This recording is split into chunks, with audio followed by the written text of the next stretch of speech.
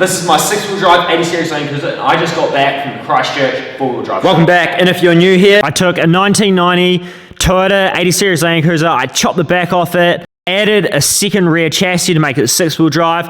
I did heaps of custom bodywork, and I got less than a week to finish all the bodywork, put the tray on, and so much stuff for this show. So if you've watched my videos before, you probably noticed this big pile of mess.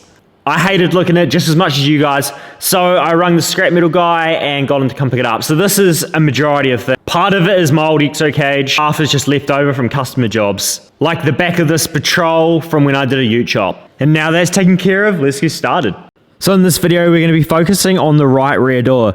So this door has been wide-bodied and also highly modified to fit the 40-inch tires. So it's been shortened at the bottom, lifted at the top, and all sorts of things. So the left door is currently on the trestle. I'm taking templates of the left door, so then I can transfer them onto steel, cut them out, and then use them to make the right rear door so that everything is the same and matches, which just takes all the guesswork and the hard part of it out of it, because I've already done that part of designing the door. All I need to do now is just copy it. So that there is the shape of the door. So once this is flattened back out, that is the shape of the steel that I'll need to cut it. And then I'm able to trace around it and then cut it out in steel. So a couple of you guys have been messaging me and asking me, what kind of steel do I use? So this is 1.2 millimeters in thickness. It's mild steel, cold roll. Cold roll is much easier to work with than just your normal hot roll, or especially electric coated steel is nowhere near as easy to form and hammer up. And it's also a little bit nicer to weld.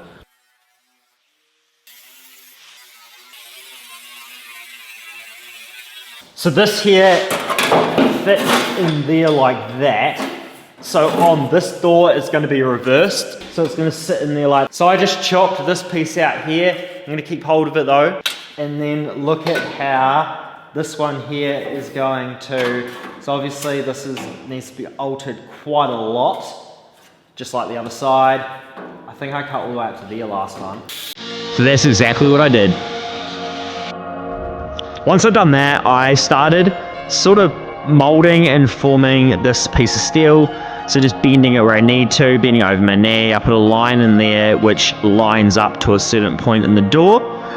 And then I can also match it to the other side. So that point lines up to a little logo that says Toyota stamped inside the door, which I wanted to keep because I just thought it'd be quite cool to have that there and look kind of factory, and just the little details I think will count at the end. So just trying it, make sure it fits, taking it off, make sure it fits, just till I'm happy with the shape of it. And although it's a complete mirror to this side, I'm still able to sort of sit it in front of it and work out if the bends are in the exact same place, and also if the radiuses of the bends match each other, just as a wee guide.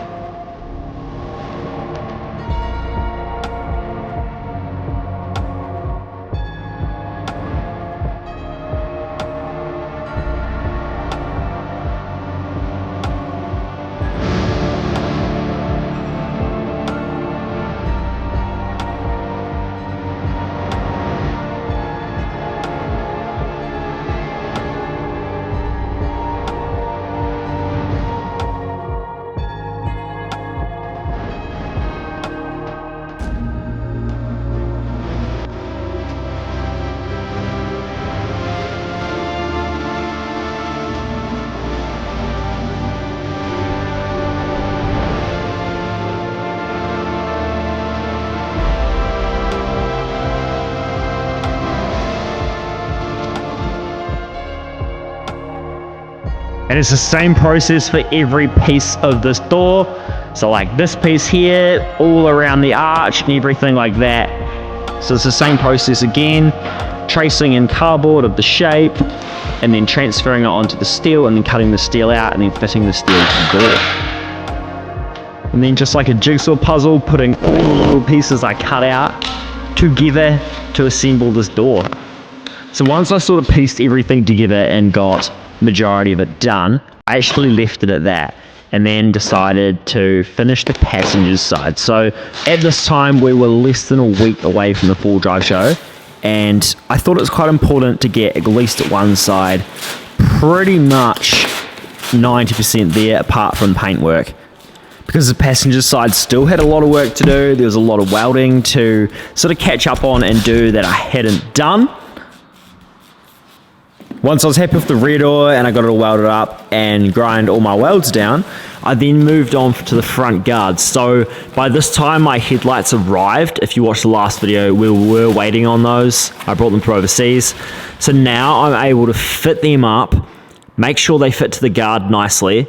So I got these headlights and straight away I realized that I wanted to change the idea of this. So the bumper used to sit underneath this. I previously cut the bottom off the previous lights. I don't want to do that again, and I want to kind of sit the bumper in front of it. So I'm going to make this, which is the same shape as that, which is here, if that makes sense. And it's all the bottom, and then this will kind of follow its way around. So I folded up a strip to basically make a piece of angle at 90 degrees. And what I want to do is shape it to the shape of the cardboard template. So I do this just by shrinking one side, and then once I fit it like this, I get a return edge. This isn't only looking better, but it gives me a return lip and strength, and the rest of the guard all the way around also has this, so it all match up. And then I chopped the top off, which was overlapping, so I can weld this piece in. So then I've got a nice bottom edge of that guard to fit the headlight. It's been a couple of hours now, so basically I put the bumper back on, I checked that I was happy with fitment and the way it looked, and I was, so I continued. I sanded all the welds down, and then went over it with a normal sander. I think it was like 80 grit or 120, sanded all the paint off it, smoothed out all the grinding marks, getting this thing ready for epoxy primer. And this is also where epoxy primer is. It's a primer that you can put over bare steel to seal the bare steel to then basically you want to avoid also known at all costs. And the way to do that is using epoxy porous, which absorbs water, which is what I'm doing now. What you want straight over bare steel. Because you may not know that bog is a two-part, so it's a chemical reaction, and chemical reactions usually heat up. So bog heats up when you apply it and mix it, which then can cause sweat between the bog and the steel, which causes moisture, which starts rusting basically as soon as you apply it. So you're trying to avoid that. So the stuff in the spray bottle that I was spraying on it earlier and cleaning this panel with is Prepsol. It's a wax and grease remover to remove any dirt, wax, grease, or anything that might be on the panel. So then the epoxy primer can stick to it and doesn't have any reactions with anything that might have already been on it.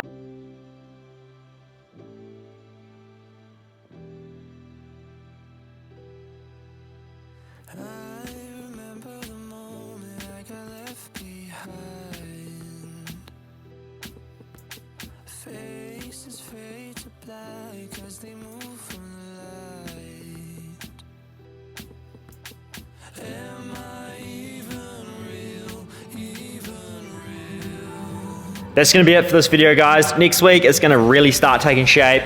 We can start adding body filler and shaping the guard, shaping the door, rear guard, and everything like that. Getting it ready, and then we can add the final coat of primer and finish and fit everything else for this full drive show, which is only a couple days away now, so there's going to be big days and late nights ahead. I'll catch you on the next one.